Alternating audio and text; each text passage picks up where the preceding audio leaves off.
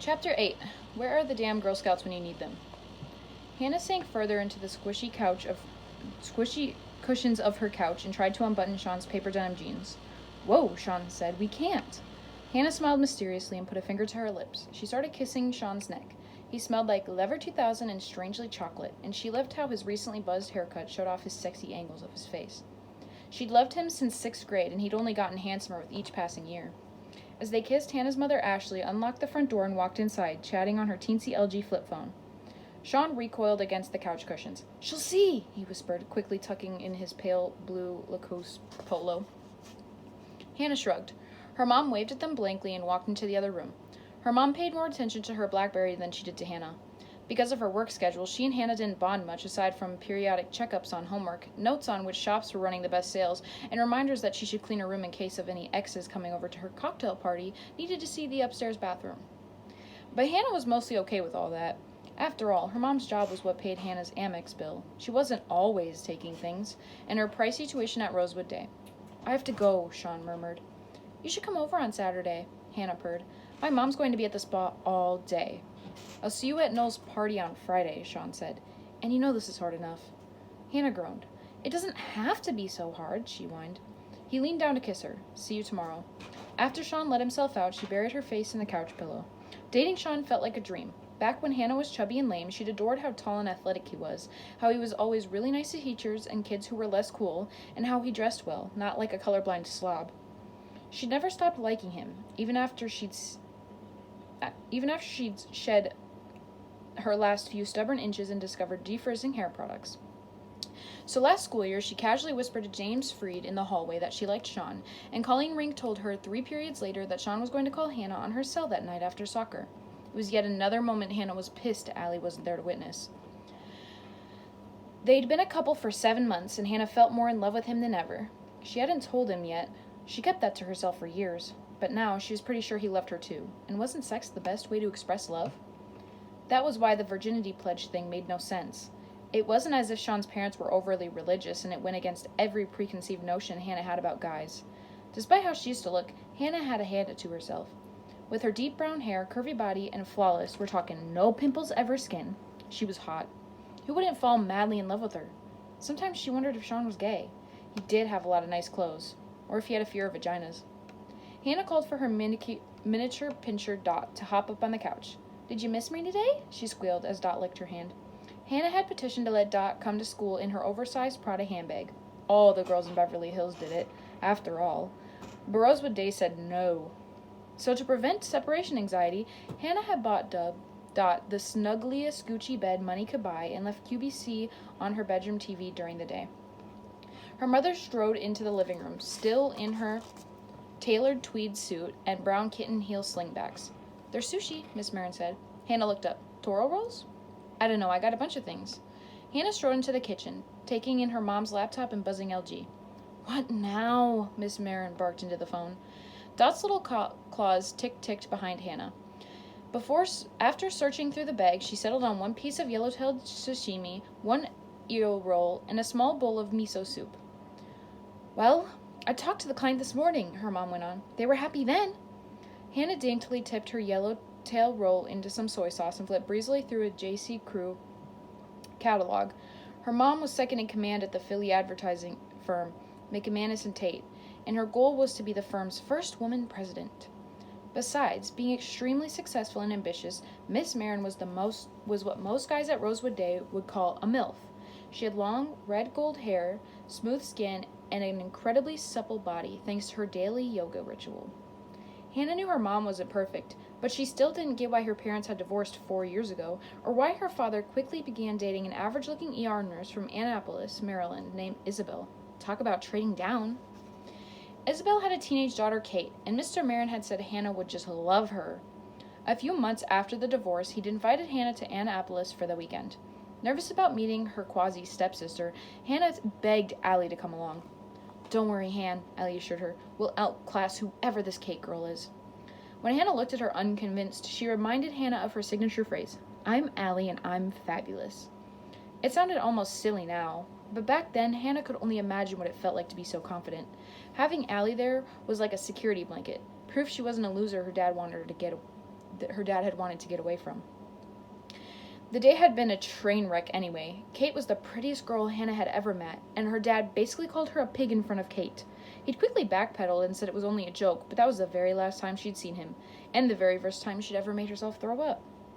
But Hannah hated thinking about stuff in the past. She rarely did.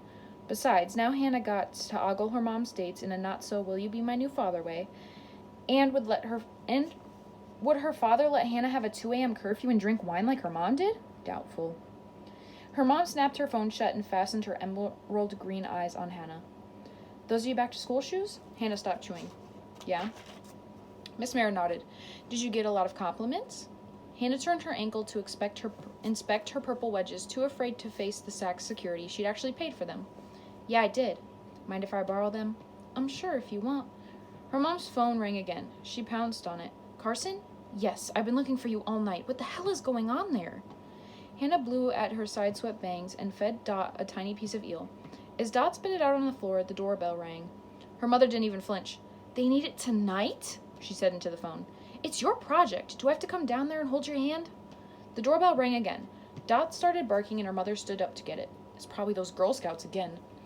Those Girl Scouts had come over 3 days in a row trying to sell them cookies at dinner time. They were rabid in this neighborhood. Within seconds, she was back in the kitchen with a young, brown-haired, green-eyed police officer behind her. This gentleman says he wants to speak with you. A gold pin on the breast pocket of his uniform read Wilden. Me? Hannah pointed at herself. You're Hannah Merrin? Wilden asked. The walkie-talkie on his belt made a noise. Suddenly, Hannah realized who this guy was. Darren Wilden. He'd been a senior at Rosewood when she was in 7th grade. The Darren Wilden she remembered allegedly slept with the whole girls' diving team and was almost kicked out of school for stealing the principal's vintage Ducati motorcycle. But this cop was definitely the same guy. Those green eyes were hard to forget, even if it had been 4 years since she'd seen them. Hannah hoped he was the stripper Mona had sent over as a joke. What's this all about? Miss Merrin asked, looking longingly back at her cell phone. Why are you interrupting us at dinner? We received a call from Tiffany's, Wilden said. They have you on tape shoplifting some items from their store. Tapes from various other mall security cameras tracked you out of the mall and to your car. We traced the license plate. Hannah started pinching the side of her palms with her fingernails, something she always did when she felt out of control. Hannah wouldn't do that, Miss Merrin barked. Would you, Hannah? Hannah opened her mouth to respond, but no words came out. Her heart was banging against her ribs. Look, Wilden said, crossing his arms over his chest. Hannah noticed the gun on his belt. It looked like a toy. I just need you to come to the station. Maybe it's nothing. I'm sure it's nothing, Miss Merrin said. Then she took her Fendi wallet out of its matching purse. What will it take for you to leave us alone to have our dinner? Ma'am. Wilden sounded exasperated. You should just come down with me, all right? It won't take all night, I promise. He smiled at that sexy Darren Wilden smile that probably kept him from getting expelled from Rosewood. Well, Hannah's mother said. She and Wilden looked at each other for a long time. Let me get my bag. Wilden turned to Hannah. I'm going to need to cuff you. Hannah gasped. Cuff me? Okay, now that was just silly. It sounded fake, like something a 6-year-old twins next door would say to each other. But Wilden pulled out real steel handcuffs and gently placed them around her wrists. Hannah hoped he didn't notice that her hands were shaking. If only there were a moment when Wilden tied her to a chair, put on that old 70s hot stuff song, and stripped all his clothes off. Unfortunately, it wasn't. The police station smelled like burnt coffee and very old wood, because, like most of Rosewood's municipal buildings, it was a former railroad baron's mansion. Cops fluttered around her, taking phone calls, filling out forms, and sliding around on their little coster chairs. Hannah half expected to see Mona there too, with her mom. Dior stole thrown over her wrists. But from the look of the empty bench, it seemed Mona hadn't been caught. Miss Merrin sat very stiffly next to her. Hannah felt squirmy. Her mom was usually really lenient, but then Hannah had never really been taken downtown and had the book thrown at her or whatever. And then, very quietly, her mom leaned over. What was it that you took? Huh? Hannah asked. That bracelet you're wearing?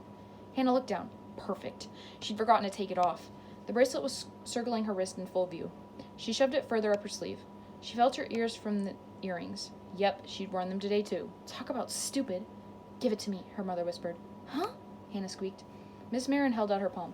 Give it here. I can handle this. Reluctantly, Hannah let her mom unfasten the bracelet from her wrist. Then Hannah reached up and took off some earrings and handed them over too. Miss Merrin didn't even flinch. She simply dropped the jewelry in her purse and folded her hands over the metal clasp. The blonde Tiffany's girl who'd helped Hannah with the charm bracelet strolled into the room. As soon as she saw Hannah sitting dejectedly on the bench with the cuffs still on her hands, she nodded. Yeah, that's her. Darren Wilden glared at Hannah, but her mom stood up. I think there's been a mistake. She walked over to Wilden's desk. I misunderstood you at the house. I was with Hannah that day. We bought that stuff. I have the receipt for it at home. The Tiffany's girl narrowed her eyes in disbelief. Are you suggesting I'm lying? No, Miss Marin said sweetly. I just think you're confused. What was she doing? A gooey, uncomfortable, almost guilty feeling washed over Hannah. How do you explain the surveillance tapes? Wilden asked. Her mom paused. Hannah saw the tiny muscles in her neck quiver. Then, before Hannah could stop her, she reached into her purse and took out the loot. This was all my fault, she said, not Hannah's. Miss Marin turned back to Wilden. Hannah and I had a fight about these items. I said she couldn't have them. I drove her to this. She'll never do it again. I'll make sure of it. Hannah stared stunned. She and her mom had once discussed Tiffany's, let alone something she couldn't have. Wilden shook his head.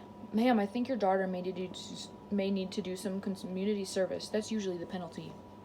Miss Marin blinked innocently. Can't we let this slide, please? Wilden looked at her for a long time, one corner of his mouth turned up almost devilishly. Sit down, he said finally. Let me see what I can do. Hannah looked everywhere but her in her mom's direction. Wilden hunched over his desk. He had a Chief Wiggum figurine from The Simpsons and a metal slinky. He licked his pointer finger to turn the pages of the papers he was filing out. Hannah flinched. What sort of papers were they? Didn't the local newspapers report crimes? This was bad, very bad. Hannah jiggled her foot nervously, having a sudden urge for some junior mints, or maybe cashews. Even the Slim Jips on Wilden's desk would do. She could just see it. Everyone would find out, and she'd be instantaneously friendless and boyless. From there, she'd recede back to dorky 7th grade Hannah in reverse evolution. She'd wake up and her hair would be yucky, washed out brown again. Then her teeth would go crooked and she'd have her braces back on. She wouldn't be able to fit in any of her jeans. The rest would happen spontaneously. She'd spend her life chubby, ugly, miserable, and overlooked, just the way she used to be. I have some lotion if those are chafing your wrist, Miss Marin suggested to the cuffs rooting around in her purse. I'm okay, Hannah replied, brought back to the present. Sighing, she pulled out her BlackBerry. It was tough because her hands were cuffed, but she wanted to convince Sean that he had to come over to her house this Saturday. She suddenly really wanted to know if he would. As she stared blankly at the screen, an email popped up in her inbox. She opened it. Hey, Hannah, since prison food makes you fat, you know what Sean's gonna say. Not it, A. She was so startled that she stood up, thinking someone might be across the room watching her, but there was no one. She closed her eyes, trying to think of who might have seen the police car at her house. Wilden looked up from his writing. You all right? Hannah said, yeah. She slowly sat back down. Not it. What the hell? She checked the note's return address, but it was just a mass of letters and numbers. Hannah, Miss Marin murmured after a few minutes. No one needs to know about this. Hannah blinked. Oh, yeah, I agree. Good. Hannah swallowed hard. Except, someone did know.